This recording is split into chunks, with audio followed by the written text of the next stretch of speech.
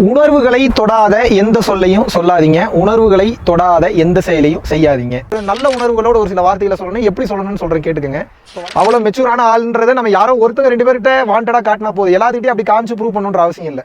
இதனாலதான் உபயோகப்படுத்தக்கூடிய வார்த்தைகளை உணர்வோட பயன்படுத்தணும். இது ஒரு மாபெரும் சைக்காலஜி. இது ஒரு சில வார்த்தைகளுக்கு அந்த உணர்வுகளை தூண்டக்கூடிய ஆற்றல் உண்டு. ஏன் அமைதியா இருக்க உங்களுக்கு எனர்ஜி சேவ் ஆகும், தேவையில்லாத பிரச்சனைகள் கம்மியாகும், சண்டைகள் கம்மியாகும். அப்போ உணர்வுகளுக்கு அப்பேற்பட்ட ஆற்றல் உண்டு.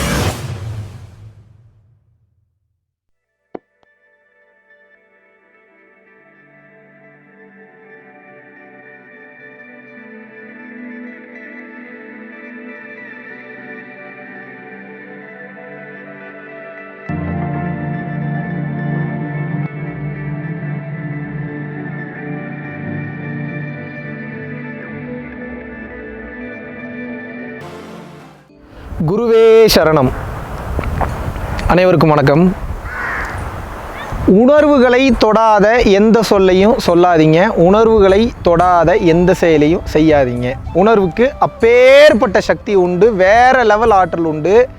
ஏன் இதை இவ்வளோ தூரம் சொல்கிறேன்னா நல்லா புரிஞ்சுங்க. உணர்வுகள்னால் நல்ல உணர்வுகள்.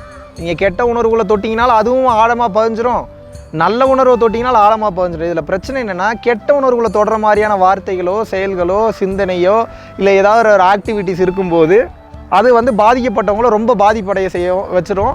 அப்படி அந்த அளவுக்கு நீங்கள் பாதிப்படைஞ்சிட்டிங்கன்னா பிரச்சனை உங்களுக்கும் சேர்த்து தான் உண்டு. ஏன்னா அதனால எப்பெல்லாம் உங்களால் அவங்க பாதிக்கப்பட்டாங்களோ அதை எப்பெல்லாம் நினச்சி பார்க்குறாங்களோ அப்போல்லாம் அது அந்த பிரபஞ்சத்துக்கு போய் அந்த பிரபஞ்சம் உங்களுக்கு பல மடங்கு நெகட்டிவ் எனர்ஜியை கொடுக்கும்.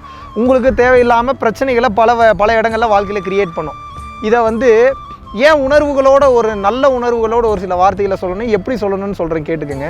இப்போ வழக்கம் போல் சாப்பிட்டீங்களா, தூங்குனீங்களா, ஹாய் ஹலோ, தூங்கியாச்சா, சாப்பிட்டாச்சா, வாட் டூயிங், இதே மாதிரியான நார்மல் மெசேஜே பார்த்து மக்கள் பழக்கப்பட்டதுனால சும்மா ஒரு எக்ஸாம்பிளுக்கு மெசேஜ்லேருந்தே சொல்கிறேன். சாப்பிட்டாச்சா அப்படின்னு போட்டு ஸ்மைலி யூஸ் பண்ணும்போது இன்னும் அந்த கன்வர்சேஷன் இன்னும் கொஞ்சம் பலப்படும். அவங்க உங்களை குழந்தையா நினச்சாலும் பரவாயில்ல, நீங்கள் நல்லவங்களா இருங்க. அவ்வளோ மெச்சூரான ஆளுன்றதை நம்ம யாரோ ஒருத்தங்க ரெண்டு பேர்கிட்ட வாண்டடாக காட்டினா போதும். எல்லாத்துக்கிட்டையும் அப்படி காமிச்சு ப்ரூவ் பண்ணுன்ற அவசியம் இல்லை.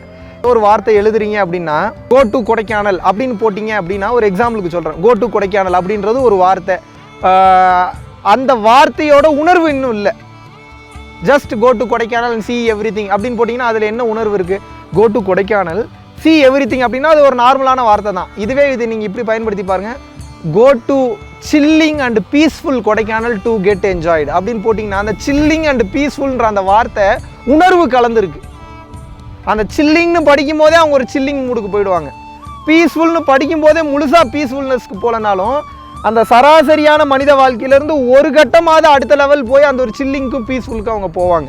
இதனால தான் உபயோகப்படுத்தக்கூடிய வார்த்தைகளை உணர்வோடு பயன்படுத்தணும். இது ஒரு மாபெரும் சைக்காலஜி. இது மனதை பற்றிய கல்வி, நியூரோ லிங்குவிஸ்டிக் ப்ரோக்ராமிங்னு கூட சொல்லுவாங்க. நீங்கள் எப்பயுமே ஃபாஸ்டரான ரிசல்ட்ஸை பெறணும். ஒரு ஆன்லைனில் ஒரு அட்வர்டைஸ்மெண்ட் பண்ணுறீங்க, இல்லை யார்கிட்டையாவது அப்ரோச் பண்ண போகிறீங்க அப்படின்னா அந்த பிக்கப் லைன்ஸ்லாம் சில பேர் சொல்லுவாங்க. ஒரு பொண்ணையோ பையனையோ ஜஸ்ட்டு ஃப்ரெண்ட்ஷிப்புக்கோ இல்லை பாய் பெஸ்டியாவோ கேர்ள் பெஸ்டியாவோ கன்வெர்ட் பண்ணுறதுக்கு அந்த பிக்கப் லைன்ஸ் சொல்லுவாங்க. அது பிக்கப் லைன்ஸை யூஸ் பண்ணுங்கன்னு உங்களை சொல்ல வரல, அது என்ன பண்ணுதுன்னு தெரிஞ்சுக்கங்க. ஒரு எக்ஸாம்பிளுக்கு இப்போ ஒரு பிக்கப் லைன் என்னென்னா, ஒரு பொண்ணை பார்த்து ஒரு பையன் ஒன்று சொல்கிறான், I think something in your eyes அப்படிங்கிறான். உடனே அந்த பொண்ணு செக் பண்ணது, வாட் இஸ் தட் அப்படின்னா, I think that's a spark அப்படின்னா அந்த பொண்ணு சிரிக்க ஆரம்பிச்சிடும். ஒரு லைன் தான், ஏன் அந்த பொண்ணு உடனே சிரிக்குது? 1.5 பக்கம் டயலாக் பேசினாலும் சிரிக்காத பொண்ணுங்க ஒரே லைனில் ஏன் சிரிக்குது? யோசிச்சு பார்க்கணும்ல. இதெல்லாம் இந்த மென்டாலிட்டியே இந்த ஒரு சில மைண்ட் ரீதியான விஷயங்களை தெரிஞ்சு வச்சுட்டு சில பேர் லவ் குரு, டேட்டிங் குருன்னுலாம் இருக்காங்க. நம்ம அவங்கள சாடுறது இல்லை, பட் அது என்ன நடக்குதுன்னு தெரிஞ்சுக்கோங்க. I think that is the spark அப்படின்னோடனே ஒரு பொண்ணு என்ன ஆகுறா அப்படின்னா அவளுடைய சென்சிட்டிவான இன்னசென்ஸை போய் டச் பண்ணுது அது அந்த வார்த்தை. ஏன்? அந்த ஒரு சில வார்த்தைகளுக்கு அந்த உணர்வுகளை தூண்டக்கூடிய ஆற்றல் உண்டு. ஒரு சில வார்த்தைகள் நீங்கள் பேசும்போதே கவனிச்சு பாருங்கள். ஒரு கணவன் மனைவி கிட்டேயோ மனைவி கணவன் கிட்டேயோ தனியாக இருக்கும்போது ஒரு சில வார்த்தைகள் அவங்களுக்கு உணர்வுகளை தூண்டக்கூடிய வகையில் இருக்கும்.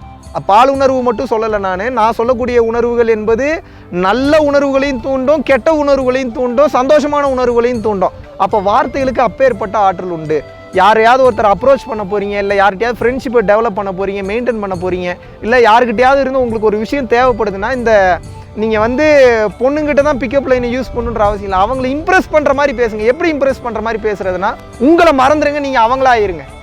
நீங்கள் அவங்களாயிட்டீங்கன்னா என்ன பண்ணுவீங்க? அவங்களுக்கு என்ன தேவைன்னு பார்ப்பீங்க. அவங்களுக்கு சாப்பாடு வேணுமா, தண்ணி வேணுமா, என்ன பிடிக்குது என்ன பிடிக்கலன்னு அவங்களுக்காகவே வாழும்போது, நான் சொல்கிறது வாழ்க்கை ஃபுல்லாக அப்படி இருக்குன்னு சொல்ல வரல. இருக்க போகிறதே ஒரு ஷார்ட் பீரியட் தான். அவங்களோட இருக்க போகிறீங்கன்னா நல்ல பேர் எடுத்துகிட்டு போங்க, அவங்க கூட நல்லா இருந்துட்டு போங்க. ஏன் அமைதியாக இருக்க உங்களுக்கு எனர்ஜி சேவ் ஆகும், தேவையில்லாத பிரச்சனைகள் கம்மியாகும், சண்டைகள் கம்மியாகும். அப்போ உணர்வுகளுக்கு அப்பேற்பட்ட ஆற்றல் உண்டு. பேசக்கூடிய வார்த்தையில் உணர்வை கனெக்ட் பண்ணக்கூடிய வார்த்தை இருக்கான்னு பாருங்கள். திங்க் பண்ணும்போது உணர்வை கனெக்ட் பண்ணக்கூடிய திங்கிங் ஏதாவது இருக்கான்னு பாருங்கள். அதே மாதிரி ஏதாவது டைப் பண்ணும்போதோ எழுதும் போதோ இல்லை யாராவது ஒருத்தர் அப்ரோச் பண்ணும்போது உணர்வை கனெக்ட் பண்ணிக்கிட்டே இருங்க. உங்களுக்கு ரிசல்ட்ஸ் ஈஸியாக வந்துக்கிட்டே இருக்கும். இதுதான் உணர்வில் இருக்கக்கூடிய மாபெரும் ரகசியம். நன்றி, வணக்கம். வெறும் ஐடியா மட்டும்தான் என்னோடது. மக்கள் நல்லா இருக்கணும் அப்படின்றது. அந்த ஐடியாவுக்கு உண்டான மெட்டீரியலைஸ் பண்ணக்கூடிய விஷயங்கள், நன்கொடைகள் கொடுக்கக்கூடியது எல்லாமே நீங்கள் தான். நீங்கள் இல்லாமல் இது சாத்தியமே இல்லை. பல உயிர்கள் பசியார போது அந்த வேலைகள் தினமும் போயிட்டுருக்கு. வள்ளலார் சொல்வது போல ஜீவகாருண்ய ஒழுக்கம் என்பது உங்களது வாழ்வில் அனைத்து செல்வங்களையும் அனைத்து புண்ணியங்களையும் தேடி தரக்கூடிய மாபெரும் ஆற்றல் மிக்கது. சிவானந்தர் சொல்லியிருக்கிறாரு, வள்ளலார் சொல்லியிருக்கிறாரு, அகத்தியர் சொல்லியிருக்கிறாரு, போகர் சொல்லியிருக்கிறாரு. எல்லா சித்தர்களும் சொல்லக்கூடிய விஷயம் அதுதான். ஸோ புண்ணியத்தை சம்பாதிங்க, உங்களோட வாழ்க்கை சுபிட்சமாக மாறும்.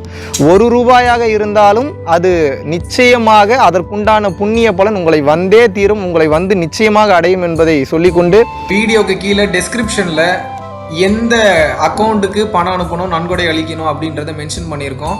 வாழ்க வளமுடன். குருவே சரணம்.